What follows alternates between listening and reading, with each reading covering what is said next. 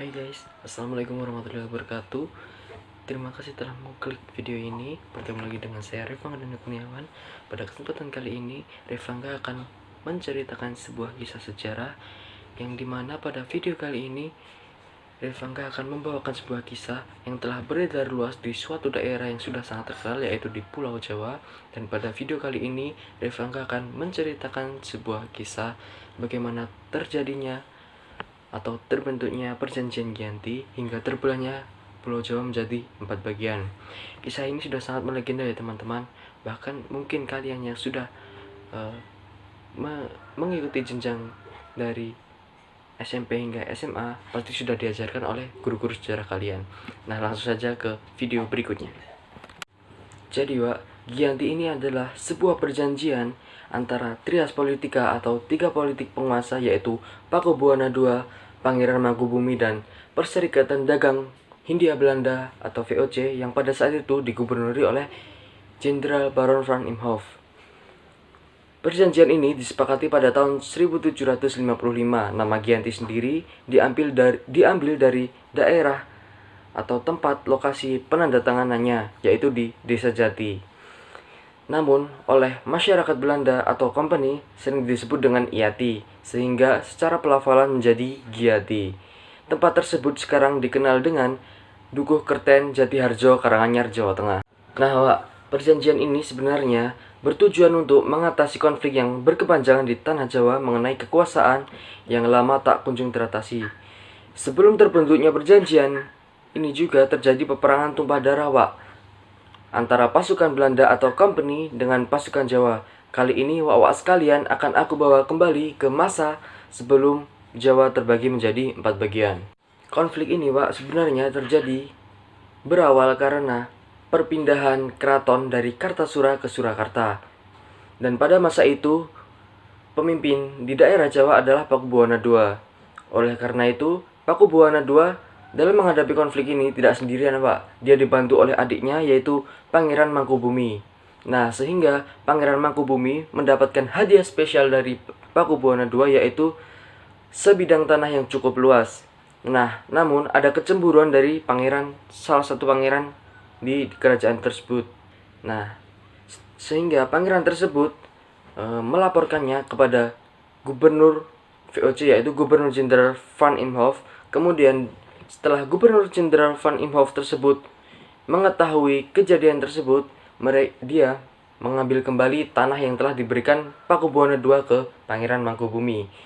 Pangeran Mangkubumi tentu saja tidak terima, Nah, kemudian dia bilang kepada Pakubuwana II selaku kakaknya, dia berkata bahwa lebih baik kamu buang ke luar Jawa daripada kamu berlakukan saya seperti ini. Seperti itu, Tentu Pakubuwana tidak ingin terjadi konfliknya lagi sehingga dia membuang Pangeran Mangkubumi keluar Jawa. Namun dia tidak sekejam itu, Dia membekali Pangeran Mangkubumi dengan beberapa pasukan dan juga uang sebanyak 3.000 real untuk jatah dia makan dan pasukan-pasukannya. Nah, setelah Pangeran Mangkubumi keluar dari Tanah Jawa, terjadilah perang besar, Perang ini mengakibatkan terbunuhnya pasukan company dan juga pasukan Jawa. Perang ini disebut dengan Perang Mangkubumen. Perang ini berlangsung cukup lama, yaitu berawal pada tahun 1749 hingga tahun 1757. Peperangan ini membuat Gubernur VOC, Gubernur Jenderal Baron van Imhoff, untuk pemerintahan Jawa Utara yang diketuai atau dipimpin oleh Nicholas Harting mengambil sikap dalam konflik ini. Nicholas Harting berunding dengan Pangeran Mangkubumi secara tertutup agar dapat menyelamatkan daerah operasionalnya. Sehingga pada tahun 1754 nota kesepakatan antara VOC dan Mangkubumi terlaksana dan disampaikan kepada Pakubuwana III sebagai pengganti Pakubuwana II. Nota tersebut menyatakan bahwa Pangeran Mangkubumi mendapatkan wilayahnya. Kesepakatan ini mendorong perjanjian besar, yaitu Perjanjian Giyanti.